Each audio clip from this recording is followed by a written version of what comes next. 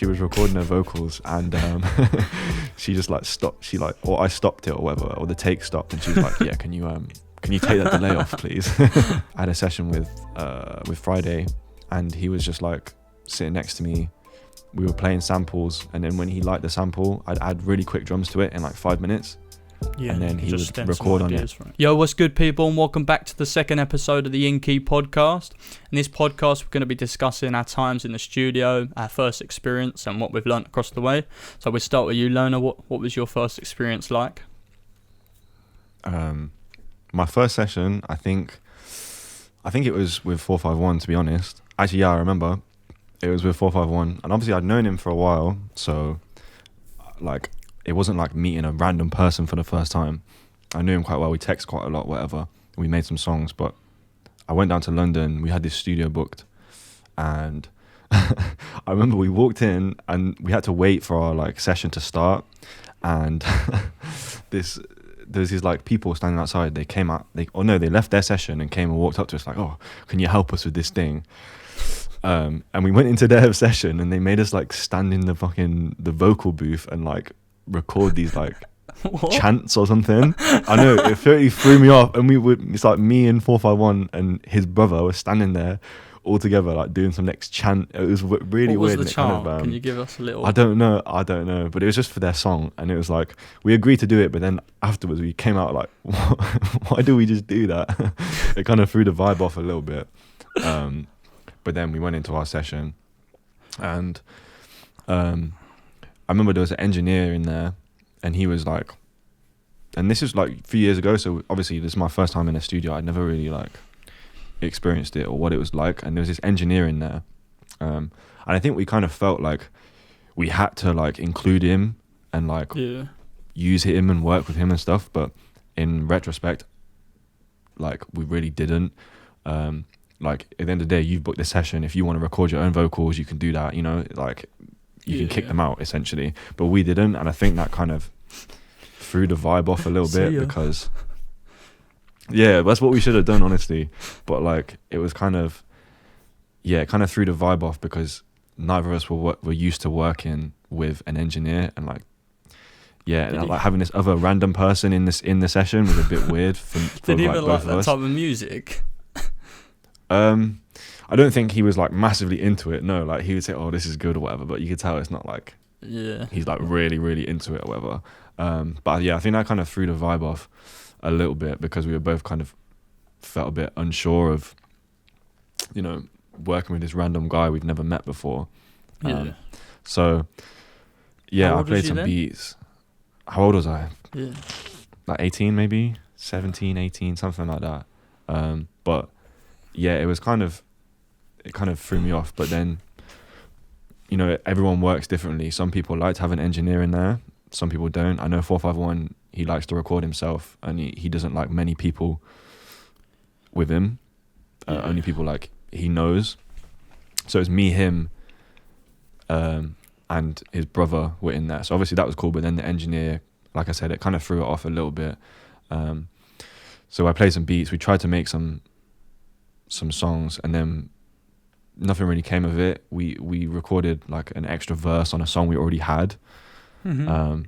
But yeah, not the most productive session, and I did kind of learn, you know, quite a few things, just like playing beats for artists and stuff like that, like being confident, and also I kind of realized you have to come very prepared to a studio session with like a lot of stuff, because if you only have like 5 beats and they skip all of them, then you're stuck, and you've got to make something from scratch, or you know, it becomes a lot more of a pressured situation for you. So that's what I'd say, is definitely come prepared to a session. That's what I learned from that first one. That was probably not the greatest session I've ever had, but definitely learned some things from it. It's a bit better than what mine. About you? Bit better than mine. Your first one? My first session was just hell from start to beginning. It was just an absolute disaster. So first I couldn't even find the place. I was just standing outside in the middle of the street, and she was like, "Where are you?" And I'm like, "I'm outside the location."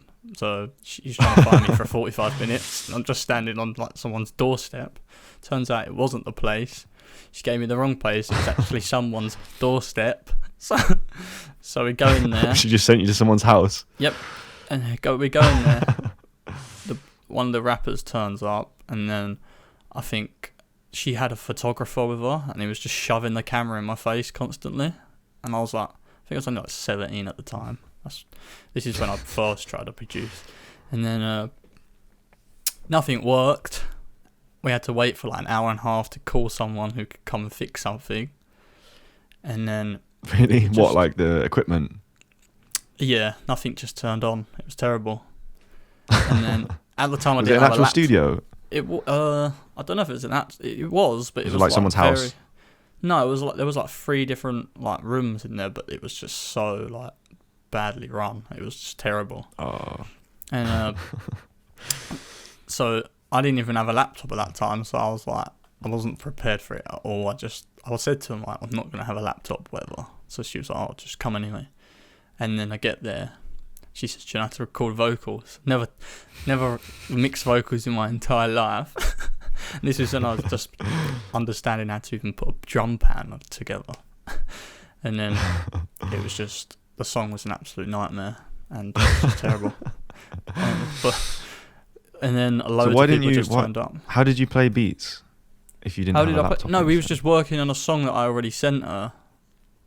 Oh, okay. So it was just finishing in that. But I was like, she told me an engineer would come in. And, well, it didn't turn up, so I had to be an engineer. Just you.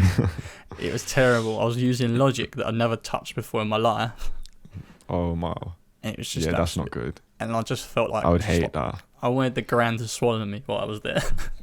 It's just even recording in FL Studio for the first time, even though I use FL Studio to make beats, it's like a completely different thing. Like trying to record vocals and all the takes that they pile up, and it's really hard to keep it organized. That kind of reminds me of a session that me and you had, where I kind of knew before the session like I would have to, or one of us would have to engineer and like record vocals. But so the night before I made the vocal chain, like a rough vocal chain, I just like, throw a compressor on there, put some reverb, some delay. And you remember the delay in the session? She was recording her vocals, and she just like stopped. Or I stopped it, or whatever, or the take stopped, and she was like, "Yeah, can you take that delay off, please?" Yeah. So then straight away, I kind of knew, okay, this isn't the greatest vocal chain, but I turned the delay down. I kept it pretty simple, I think, in terms of the vocal chain. Like, as long as they have auto tune and like a bit of reverb, so it doesn't sound completely dry. Mm-hmm, I was doing way too much with the delay. Like I had the delay really turned up, so it's like it sounded like a Travis Scott ad lib where it goes where it has loads of delay on it. But yeah, so I kind of on the spot edited my my vocal chain, took the delay off, didn't go that and bad. also turned the auto tune up pretty heavy because she kept asking for the auto tune to be up. I was like, okay, I'll turn. You made her sound like Lil Wayne at one point. Yeah, but luckily I like the night before when I was kind of researching how to record vocals and stuff, I there's this little button on FL Studio. It's like on the mixer channel. It says either pre or post. Yeah, that's really good. And if you've clicked, I can't remember, I think it's if you have it selected to post, post, the effects aren't printed onto the audio, but if you have it the other way around, they can't be taken off. So like if she recorded with that delay or the auto tune really crazy, you wouldn't be able to get rid of it, and she'd have to do it again. So yeah, I learned that. That's definitely something that you need to do in FL Studio. Recording in FL Studio is not ideal, but recording in FL Studio should not be a thing, really. I don't know how. Ideally, don't do that. Yeah, ideally, don't do that. But I think I asked someone the day before, what's the best to record in? Because I was thinking I might download Ableton or something, but he said, just even though FL Studio is not the best, just use FL because you know the software. Yeah, if you're trying to do it in Ableton, I wouldn't have had a clue. Yeah, then because they're always going to clean send recording. it To their engineers and stuff. So yeah. And that's the same with like beats and stuff. I don't go too crazy like trying to mix my beats, like the drums, and because at the end of the day, if they're a big enough artist or any artist really, they should get the stems mixed by someone who knows what they're doing. Here first, everyone. Loner doesn't mix his drums. No, literally all my songs with like 451, like Buzz Me, all my songs with 451 is just an MP3, like my MP3 that I bounced out, and that's it. Like, and then just more recently, like I've sent him stems and stuff, but it's mostly just been. I guess that's all you really need, because they're always going to send it to like, or mix it themselves, depending on who they are. Mix it themselves or the engineers. Mixing vocals was very difficult. You have a chain though, right? You copied Eli Sostre's chain from Instagram. About 2 years ago. But I used this one that Kenny Beats. There's a video where Kenny Beats went through like his vocal chain on like Twitch. It's quite a good one. So if anyone wants to use that, that's quite good. It does what you need. We'll link it in the description. Yeah, definitely. Well, you can. You got to find it. I can't remember. I actually watched it like 2 days ago. So it's alright. Okay, yeah, we'll link it. But no, I think being well prepared for like all aspects of like music producing when going to a studio is the best thing to be. 100%. Yeah, definitely. Yeah, be prepared with your beats.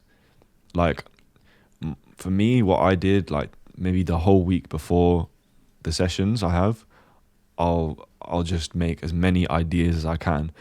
I think sometimes producers maybe get too caught up in like trying to make whole beats with crazy transitions and doing lots of little changes and stuff, but really if you can just get an 8-bar loop that's really good and loop it out and just let it play, like the artist can get the idea down. And then it's more important to have a lot of beats than like have 5 ones that you've took loads of time doing all the transitions and stuff, and not have like 5 beats that are all like the same similar idea, if you know what I mean. Like like in that session, in that session I was talking about when I had to record the vocals, the kind of stuff that I was doing my research obviously the week before, like what the artist might want, what they've done before, but as soon as we got there and I played some stuff, she didn't necessarily want what she'd already done before. We kind of did some more Afro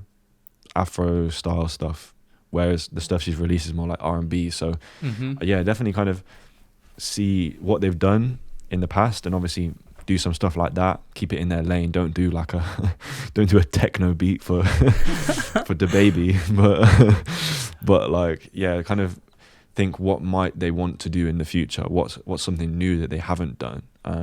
It's always and good just have a really good mixture of quality, and quantity is important as well, because you can kind of sense quite quickly, like if I'm sitting at the desk playing the beats and the artist is behind me, you can kind of sense when they like something, when they don't like that. If they don't like it, they'll kind of just be quiet, but when they do, they'll say, oh yeah, like save that one, or put a star next to it and put it in a separate folder, that type of thing. So coming prepared is very essential. Definitely. Have you got any other session? What other sessions have we done? I'm trying to think. I've done some, like I did one in LA, which is really good. We've kind of done most of the recent sessions we've done have been together, haven't they?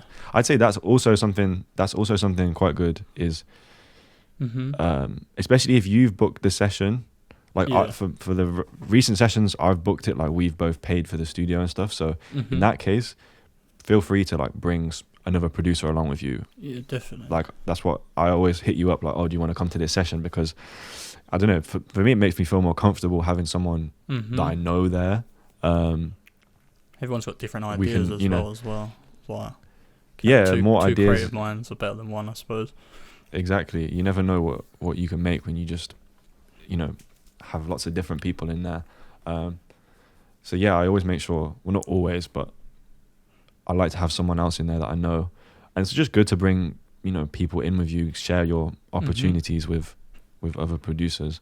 What do you think is the worst thing to do when going to the studio, like with an artist?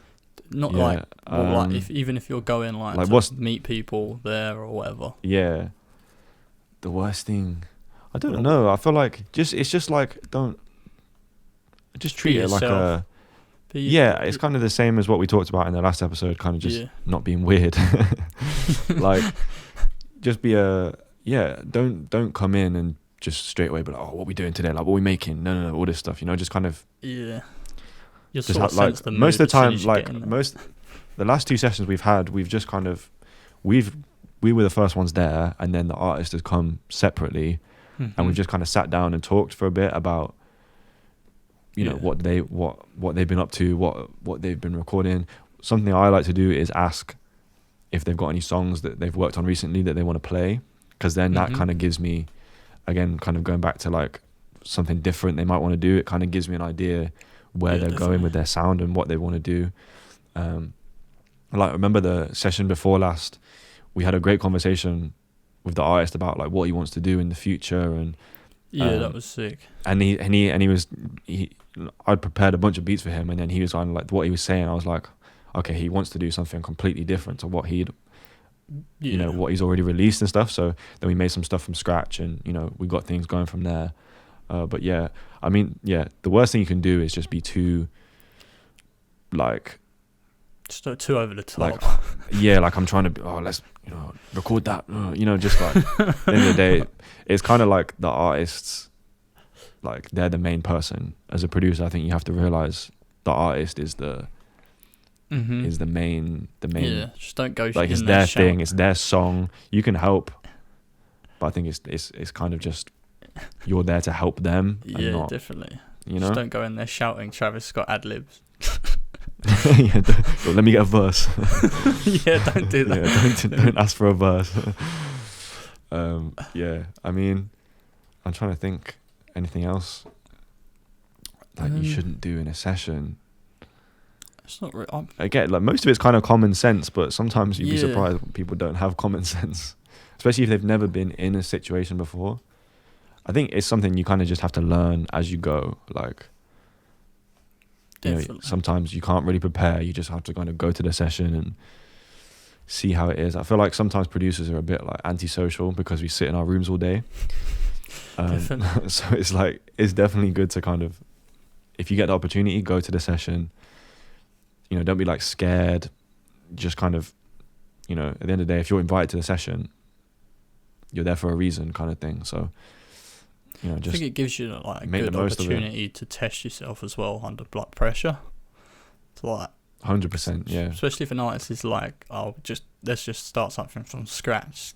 Like, 100%. Definitely. When the first time they said that to me, I was like, oh no, I'm scared.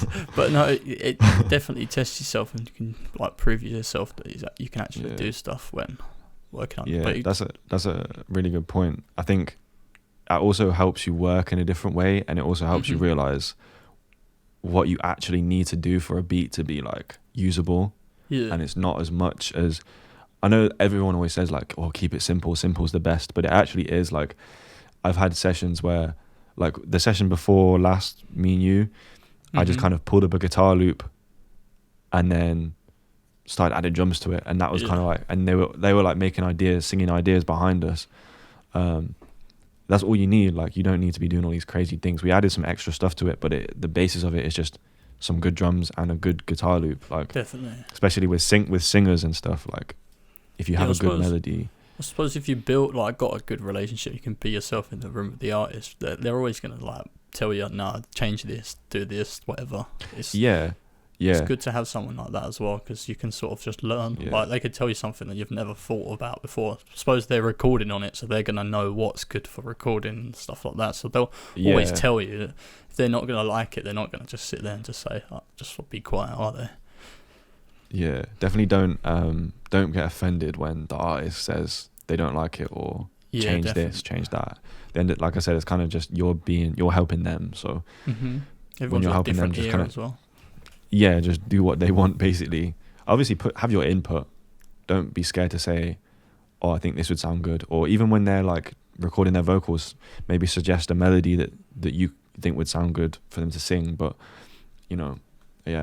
don't be offended if they want you to move on to the next beat or change it or something like that. Because normally the sessions, like, if you get to a point where you've played beats and they're not feeling it and you do want to make something from scratch, what I've done in every session I've done it in is just go through samples. I remember, like in LA, I had a session with Friday, and he was just like sitting next to me. We were playing samples, and then when he liked the sample, I'd add really quick drums to it in like 5 minutes. Yeah, and then he would record on it. Yeah. Because like literally it's like 2-step hi-hats, snare, clap, like it's very simple stuff. Because like, what am I going to do? Sit there for 20 minutes like doing hi-hat rolls and let me add this riser and all this stuff. Like, it's just stupid. Yeah, like, that's just wasting time. It doesn't need it. Or if you want to do that, do it afterwards. Because there's a whole process for the song. Like, they could make the song, but then do they like the song enough to want to release it? And if they'll ask you to add extra stuff to it and definitely do all that. So just get the main idea going, and then you're good from there, I think. Okay, that was today's episode of the Key Podcast. We're trying out a shorter format, so we're doing like 20 minutes to half an hour episodes. We want to get your guys' feedback on that, whether you like that, whether you like longer episodes. Do you want a segment where we answer your guys' questions? Just leave a comment below what you like, what you don't. We're always trying to improve it and get better every episode, because obviously we're still new to this. But yeah, that's it for today, and we'll see you next time.